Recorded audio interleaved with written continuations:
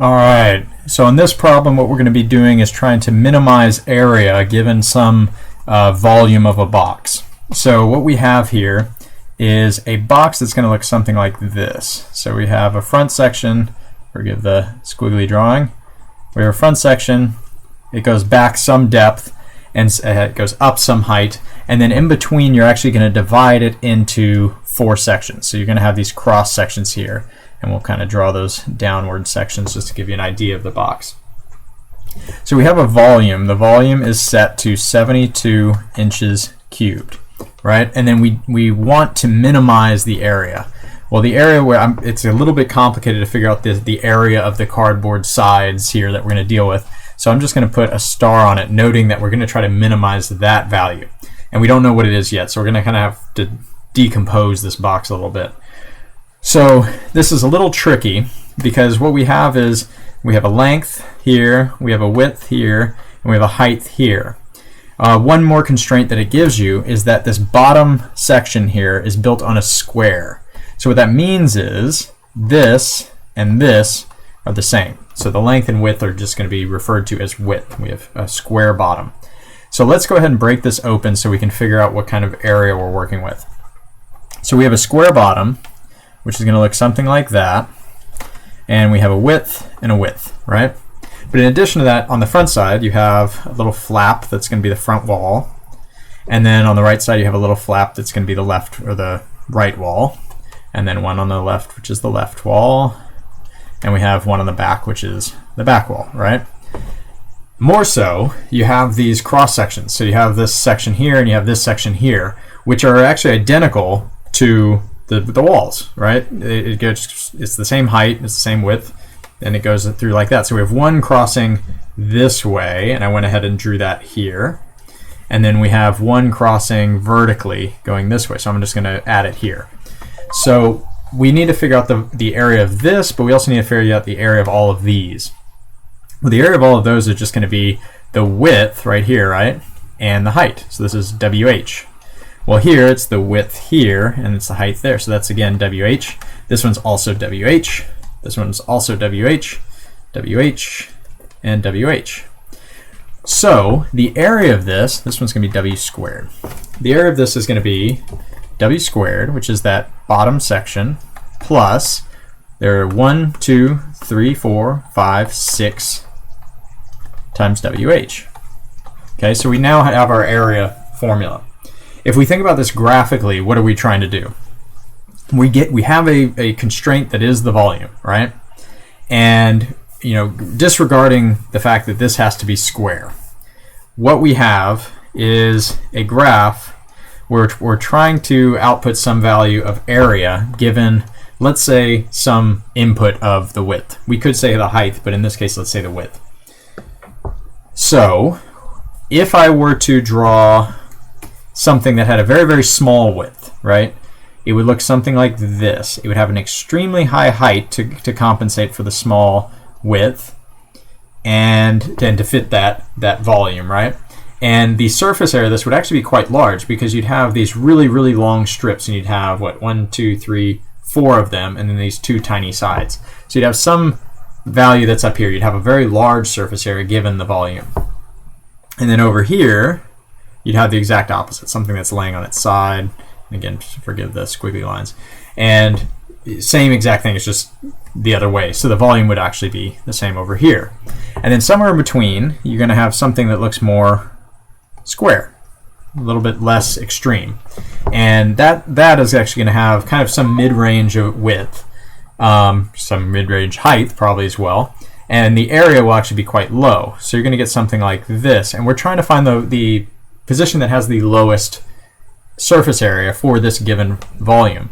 In order to find that, again, we're trying to find that, we need to focus on the derivative. The derivative being the slope. So here, approaching this value from left to right, you're going to have a negative slope. Leaving this value from left to right, you're going to have a positive slope. And where these meet, the slope will be 0. So your m, or slope, equals 0. Another way to say it is the derivative of the area would equal 0.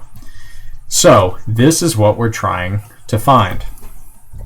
If we go back up to our area formula here, we have area equals w squared plus 6 times wh, right? Well, we want to find the derivative of this, but we have two variables, and that makes things a little complicated.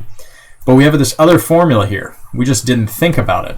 We have a given volume of 72 inches cubed, and volume of this box, if we just kind of disregard how thin these would be, right? They're not going to eat up much volume. It's going to be very minuscule unless you have really fat walls. And if that were the case, we'd have to even compensate for like a width of the separations, which is not included. So that would just be length times width times height, right? Well, we also know that length is the same as width because it's a square bottom. So it's width times height. That's the same thing as saying w squared h, right?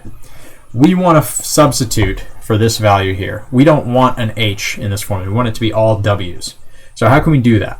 Well, given that we know the volume is 72 inches cubed, I can say 72 equals w squared times height. Well, I want height by itself, so I divide everything by w squared. 72 over w squared equals height. Well, look at that.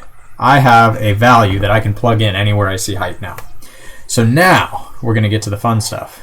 Now I take this value, give myself some space here, and I'm going to plug it in to my area formula. Well, I have 8 equals w squared plus 6w times 72 over w squared, right? I plugged in this value for h. Okay. Now, let's simplify that out a little bit. I get a equals w squared plus 6. Oh, wait. 6 times this w, and the w squared can cancel, and I get 72 over w. Okay, so let me do a quick calculation. What is 6 times 72?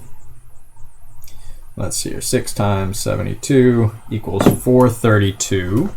So now what I have is a equals w squared plus 432 over w. Okay, all is well and good. Now I need to take the derivative. So what I'm trying to find is the derivative of w squared plus the derivative of 432 over w. Well, this was divided by w, so that would be a quotient rule, right? I am not going to use that. I'm going to kind of cheat, and I'm going to do this.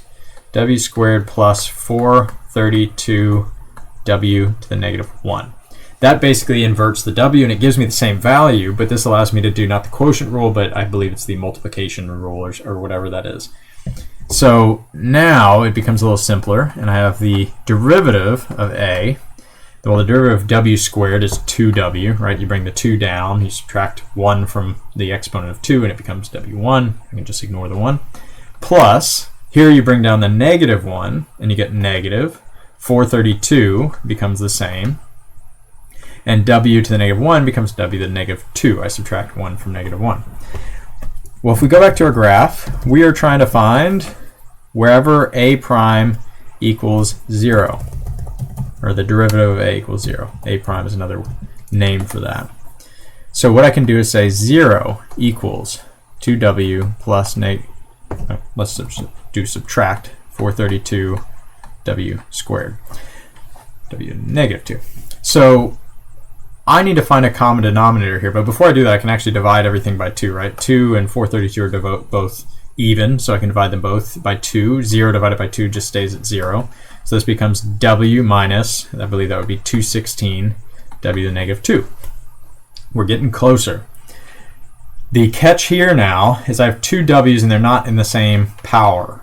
So I need to make them the same power. So I'm going to kind of revert back to where I was, and we have w minus 216 over w to the negative 2. I need both of these to be with a common denominator, w to the negative 2. And sorry, because I flipped it, it should be just w2.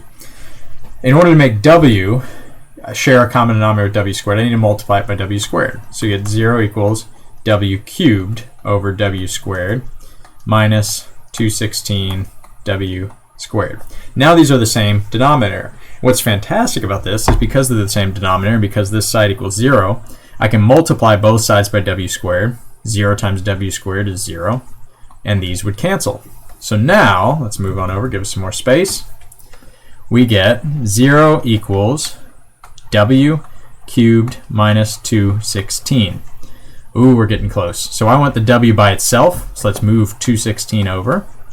We just add 216 to both sides. Okay, so now I'm going to pull out my phone calculator and see if I can do this. We need to find the cube root of 216. So I can literally just write 216 cube root. Well, would you look at that? The cube root of 216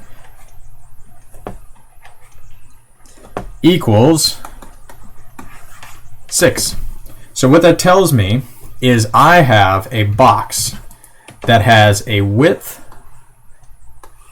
of 6, a length of 6, and a height, we got to find out, of some unknown.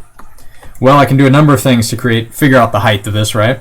I can go back to my substitution for height, which is right here, and I can solve for it.